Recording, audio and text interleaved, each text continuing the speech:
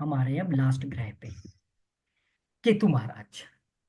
वो सिर थे, ये धड़ है। वैदिक ज्योतिष में केतु को चंद्रमा का दक्षिण नोड माना जाता है। और क्या है ये?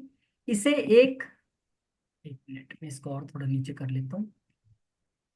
इसे एक छायादार ग्रह, जैसे वो छाया ग्रह है, ये भी एक छाया ग्रह है, छाया ग्रह के रूप में माना जाता है। और ये राहु का सिरहीन हिस्सा है, जिसे केतु का नाम दिया गया।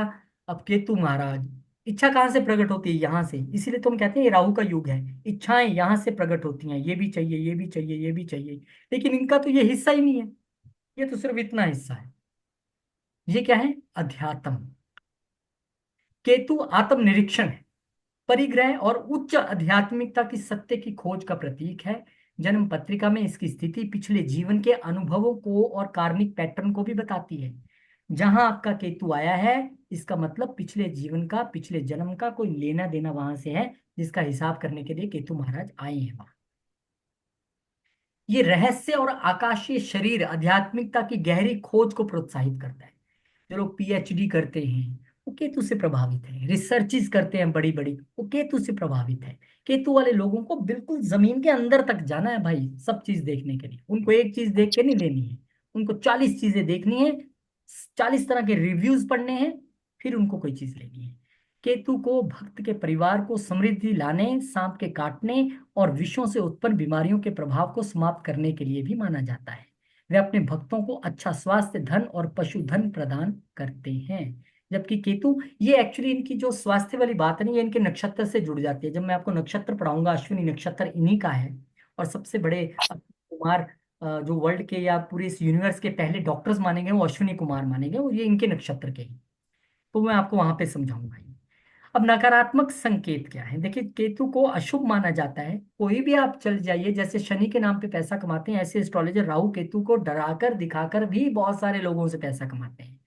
इसे अक्सर नकारात्मक चीजों से जोड़ा गया है। अधिकांश लोग इसे कठिन ग्रह मानते हैं, क्योंकि ये भौतिक चीजों को, भौतिक जिंदगी में परेशानियां लाता है। अक्सर पूरी तरह से हानियां, बेहोशी, भटकाव, जीवन में भ्रम लाता है। आप यकीन मानिए, जब जिंदगी में आपके केतु आएगा या आया है, आप खुद को अकेला कर लोगे या अकेले हो जाओगे। अभी कुछ दिन, कुछ महीने पहले, लास्ट ईयर में मेरी केतु की प्रत्यंतर आई थी कुछ देर के लिए, और मैं एक तरीके से आइसोलेशन में चला गया था। मैं कहीं और था, और वहां पे ऐसी स्थिति बन गई, मुझे उस कंट्री में आइसोलेशन में, वहां पर कुछ जानता नहीं था मुझे। आप, पहले क्या था, जब हम किसी के पास कुंडली लेके जाते थे ना, अगर किसी के बच्चे को बोल दिया ये तो विदेश जाएगा या घर से बाहर जाएगा, रो रो के बुरा हाल, पूरा परिवार परेशान। क्योंकि तब ऐसा नहीं होता था, घर की खेती करनी है, घर में ही रहना है। लेकिन आज की, आपको कुंडली दिखाने आएगा, सबसे पहले वो यही पूछेगा, आप बताओ मेरे को, मैं बाहर जाऊंगा कि नहीं। राहु बाहर भेजने का भी कारक है, केतु भी उस चीज का कारक है। लेकिन केतु आपको आइसोलेशन में जाके जाता है, क्योंकि जब आप किसी अनदर कंट्री में जाएंगे, ना वहाँ की भाषा आती है, ना वहाँ के लोग जानते हैं। तो मैं भी वहां पे कहीं किसी कंट्री में गया, कोई जानता नहीं है, भाषा आती नहीं है, सारा दिन आप नेट पे बैठे रहो या बुक्स पढ़ते रहो। वो क्या थी? आइसोलेशन थी। और वो आइसोलेशन मुझे भगवान ने कैसे दी? एक अच्छे तरीके से दी, एक बुरे तरीके से नहीं। तो केतु आइसोलेशन है।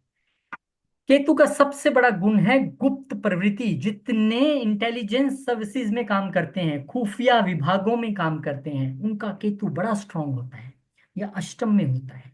ये लोग खुफिया दिमाग वाले होते हैं, खुफिया तरीके से इन्होंने सारी चीजें करनी होती है। चालाकी, छल कपट, झूठ, फरेब, ये सब कुछ इन्होंने जोड़ा है यहाँ पर। गुप्तचर, गुप्त शक्ति, गुप्त विद्या, एस्ट्रोलॉजी, केमिस्ट्री, वास्तु, मंगल के साथ भी जुड़ती है, शनि के साथ भी जुड़ती है, लेकिन उसका ज्ञान केतु के साथ भी जुड़ता है।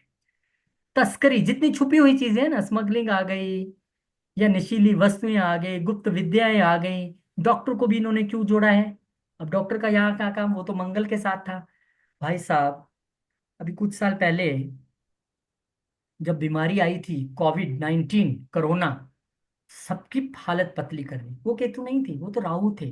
राहु एक्सपेंशन है, राहु वायरस है, वो आते हैं और फैल जाते हैं पूरी तरह से, और हजारों हजारों लोग एक बार में अपनी जान गंवाते हैं। वो राहु थे। लेकिन उसका उपाय किसके पास है? केतु के पास। क्या हुआ उसके बाद? रिसर्चेज हुई, कैसे इसको ठीक किया जाए, बड़ी बड़ी प्रयोगशालाओं में वैक्सीन बनने शुरू हो गए। वो सब केतु का काम था। इसलिए यहाँ पर डॉक्टर से केतु को जोड़ा गया है। वैकल्पिक चिकित्सा पद्धति, कंप्यूटर की भाषा जो हमारी लैंग्वेज है, सॉफ्टवेयर राहु है, लेकिन ये भाषा जो है वो केतु से देखते हैं। वैराग्य, आइसोलेशन, शीत की अधिकता, मूर्खता अगर आपकी केतु की प्लेसमेंट अच्छी नहीं है, स्किन की अगर आप प्रॉब्लम हो रही है तो आप देख सकते हैं, जैसे हमने अपने दादाजी को देखा था राहु से, ऐसे अपने नाना जी को हम देख सकते हैं केतु से। अपनी कुंडली में देखें केतु अगर ठीक है तो नाना जी के साथ आपका तालमेल भी अच्छा रहा होगा, सब कुछ ठीक है। केतु की अच्छी पोजीशन नहीं है तो ना हो सकता है आपने अपने नाना जी को देखा ही ना हो, और अगर है भी तो हो सकता है आपके साथ बनती ना हो।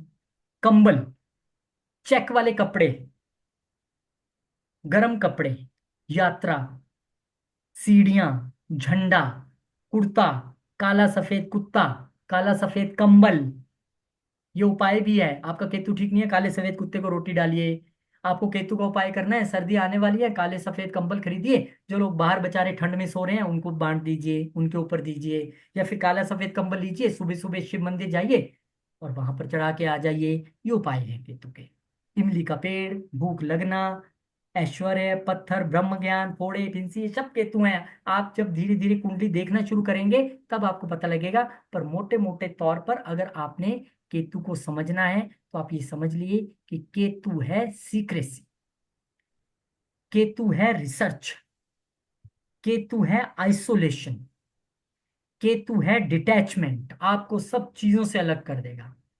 केतु आया और आप धीरे धीरे धीरे धीरे डिटैच होने चले जाएंगे, क्योंकि ऊपर जिनने हमें 8 ग्रह जितने पड़े हैं वो सारे कहते हैं अच्छा मैं तुझे ये देता हूँ, ये देता हूँ, ये देता हूँ। केतु आते ही कहता है ये भी दे दे, ये भी दे दे, ये भी दे दे, सब कुछ छीन के रख लेता है और कहता है अब भगवान की ओर ध्यान लगा। केतु ध्यान भी है, मेडिटेशन भी है, लेकिन इसको बुरा मत समझिए, ये एक अच्छा ग्रह है, क्योंकि ये आपको चीजों से डिटैच करने के लिए आया है। डिटैच होगा तभी तो उस ओर बढ़ेंगे आप। तो कुल मिला के एक लंबी क्लास हो गई हमारी आज की। केतु महाराज का मंत्र भी ले लीजिए, क्योंकि ये भी बहुत परेशान करेंगे। तो आपको क्या करना है, पलाश पुष्प संकाशम, तारका ग्रह मस्तकम, रौद्रम रौद्रतम, मकम घोरम तक केतुम प्रणामयम। मैं उस केतु धूमकेतु को प्रणाम करता हूँ जिसकी पुष्पों की रंगत पलाश के फूलों के समान है, वो तारों और ग्रहों के बीच स्थित है और उसका मस्तक बहुत ही भयावह है, मस्तक है ही नहीं। तो कुल मिला के यहां से आपको केतु महाराज का मंत्र मिल गया। अब हम बिल्कुल लास्ट में आ गए हैं, फटाफट अगले 10 मिनट में कोशिश करूंगा, आप लोग थक गए होंगे। शुभ ग्रह कौन कौन से आ गए, सब कुछ देखने के बाद समझ आ गया कि बृहस्पति यानी गुरु महाराज, शुक्र महाराज और बलि चंद्रमा यानी कि बढ़ता हुआ चंद्रमा शुक्ल पक्ष वाला, ये शुभ ग्रह है। तटस्थ ग्रह यानी जिसकी अपनी कोई नेचर नहीं है, जिसके साथ बैठेंगे वैसे ही बन जाएंगे, कौन है वो, बुध महाराज। क्रूर ग्रह, मंगल, इनको क्रूर होना पड़ेगा, ये तो सेनापति हैं। केतु महाराज, ये क्रूर नहीं होंगे तो डिटैच कैसे कराएंगे। शनि महाराज, ये तो न्यायाधीश है, इनको तो सख्त होना ही पड़ेगा। राहु महाराज, सूर्य महाराज, इनमें सबसे कम क्रूर हम सूर्य को कहते हैं, क्योंकि इनको सूर्य को क्रूरता की श्रेणी में इसलिए रखा गया है क्योंकि राजा, जैसे मैंने पहले भी बताया, अगर सॉफ्ट होगा तो फिर वो कुछ नहीं कर पाएगा प्रजा के लिए, राजा को हार्ड डिसीजंस लेने पड़ते हैं, इसलिए उनको इस श्रेणी में रखा गया है। तो आपको हमेशा ये ध्यान में रखना है कुंडली पढ़ते वक्त कि शुभ ग्रह कहाँ बैठा है, अशुभ ग्रह कहाँ बैठा है, तटस्थ ग्रह किसके साथ बैठा है। अगर आपको यही नहीं पता होगा कि शुभ ग्रह कौन सा है तो आप कैसे विवेचना करेंगे। अगर आपने देख लिया किसी का मंगल जो है वो किसी अच्छे घर में आ गया, माता के घर में आ गया, माता बड़ी गुस्से वाली होगी, जमीन चाहे मिल जाए आपको। पत्नी के घर में आ गया, आप मंगलिक भी हो गए, पत्नी तो ऐसे गुस्से वाली होगी कि रोज किचन में आप ही बर्तन मांजते दिखाई देगी। मंगल आपके लगन में आ गया तो आपको बहुत गुस्से वाला बना देगा। तो आपको इन ग्रहों की नेचर पता है, और इसके बाद हम कल जब घर भी सीख लेंगे तो आपको ज्यादा पता लग जाएगा। अब ये ग्रहों की शत्रुता और मित्रता, ये भी एक अहम है। अब मैं आपको थोड़ा सा शॉर्ट में इसको समझा देता हूँ, कल मैं इसको ग्रह अपने शुरू करने से पहले घर एक बार फिर से आपको रिपीट कर दूंगा। ये सारा चार्ट है हमारा कि किस ग्रह का कौन शत्रु है, कौन मित्र है, कौन सम न्यूट्रल यानी ना शत्रुता ना मित्र। सूर्य मार्ग के चंद्र मंगल और गुरु मित्र हैं। लॉजिक में आपको कल बताऊंगा, आज आप अगर लेट हो रहे हैं। शत्रु शनि है, क्यों शत्रु है शनि सूर्य के, आपको पता ही है। शुक्र भी शत्रु है क्योंकि ये देवता है, शुक्राचार्य राक्षसों के गुरु हैं। सम बुध न्यूट्रल। चंद्रमा के मित्र हैं सूर्य बुध, दुश्मन इनका कोई नहीं है, लेकिन इनके साथ न्यूट्रल मंगल गुरु और शुक्र और शनि रहते हैं। मंगल देव के मित्र हैं सूर्य, ये राजा है, ये चंद्र, ये रानी है, गुरु, गुरुदेव के तो सभी मित्र हैं, लेकिन इनका शत्रु कौन है, बुध। क्यों, क्योंकि ये है सेनापति। सेनापति की काम होता है सब पे नजर रखना। बुध क्या है? प्रिंस। मैं तो ये भी करूंगा वो भी करूंगा। इसलिए इस लॉजिक से आप याद रख सकते हैं कि मंगल और बुध अपने शत्रु हैं। और सम कौन है इनके लिए? बुध के लिए, सॉरी, मंगल के लिए शुक्र और शनि, ये न्यूट्रल मानते हैं इनको। क्योंकि मंगल देव, आप जब मैं समझाऊंगा कहाँ उच्च होते हैं तो आपको समझ आएगा कि क्यों शनिदेव के साथ तो इनकी बड़ी, किसी को आप ज्योतिषी वाला जाएगा, शनि मंगल की कहाँ बनती है, जबरदस्त लड़ाई है। ऐसा कुछ नहीं है, वो मैं आपको लॉजिकली समझाऊंगा। बुध के मित्र कौन है? सूर्य महाराज, शुक्र महाराज और राहु महाराज, कंफर्टेबल रहते हैं। बुध के शत्रु कौन है? चंद्र। क्यों? चंद्र की गलती से बुध का जन्म हुआ, इसलिए उसको मानते हैं कि ये मेरा शत्रु है, इसकी वजह से मुझे ऐसे सहना पड़ा। सम किसके साथ रहते हैं ये मंगल को अपना शत्रु नहीं मानते। क्यों मानेंगे? ये तो राजकुमार हैं, ये उनके साथ न्यूट्रल रहते हैं, गुरु के साथ भी और शनि के साथ भी। हालांकि बहुत सारी जगह शनि को ये मित्र भी बुध का दिखाया गया है, बहुत अच्छा। अब गुरुदेव के कौन है मित्र? सूर्य, चंद्र और मंगल। शत्रु कौन है? डेफिनेटली शुक्र। क्यों? ये शुक्राचार्य है, वो देवों के गुरु हैं, ये राक्षसों के गुरु हैं। अब बुध को गुरु गुरु बन इनका बन गया शत्रु, क्योंकि गुरु कहते हैं कि ये मेरी नाजायज औलाद है, पुत्र, ये मेरा बेटा नहीं, ये चंद्र का बेटा है, पत्नी भले ही मेरी थी, इसलिए मेरा ये शत्रु है। और सम कौन रहता है? शनि। शनि इनके साथ बिल्कुल न्यूट्रल रहते हैं। अब शुक्र महाराज आ जाइए। शुक्र महाराज के मित्र शनि और बुध। शत्रु कौन है? सूर्य और चंद्र। और सम कौन रहता है? मंगल और गुरु, यानी न्यूट्रल रहते हैं इनके साथ।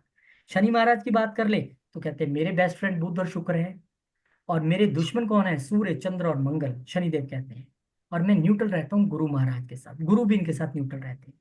राहु केतु दोनों के लिए शुक्र शनि और बुध ओके हैं, गुड है, मित्र हैं। लेकिन इनकी बिल्कुल नहीं बनती सूर्य चंद्र के साथ, क्योंकि ग्रहण लगा देते हैं। मंगल और गुरु के साथ भी इनका कोई मतलब नहीं है, दुश्मनी है। और इनके सम यानी कि न्यूट्रल, ये किसी के साथ नहीं। चलिए अब फटाफट में ही आपको बता रहा हूँ, क्योंकि टाइम मुझे भी अंदाजा नहीं था कितना डिटेल में चला जाएगा। ये जो 9 ग्रह हैं, ये जो हमारे विष्णु जी के 9 अवतार हुए हैं, ये सबके किसी न किसी के सूचक हैं। जो सूर्य देव हैं, भगवान राम के साथ उनकी मैचिंग है। कृष्ण जो भगवान हुए हैं, वो चंद्रमा का अवतार है। जो नरसिंह है, वो मंगल का अवतार है। बुद्ध बुद्ध का अवतार है। वामन रूप में जब उन्होंने अवतार लिया तो वो बृहस्पति के सूचक है। परशुराम रूप में जब वो आए तो वो शुक्र के अवतार है। और कुर्म रूप में यानी कछुआ बन के जब वो आए तो वो शनि के अवतार हैं। वराह बन के आए तो वो राहु के अवतार हैं।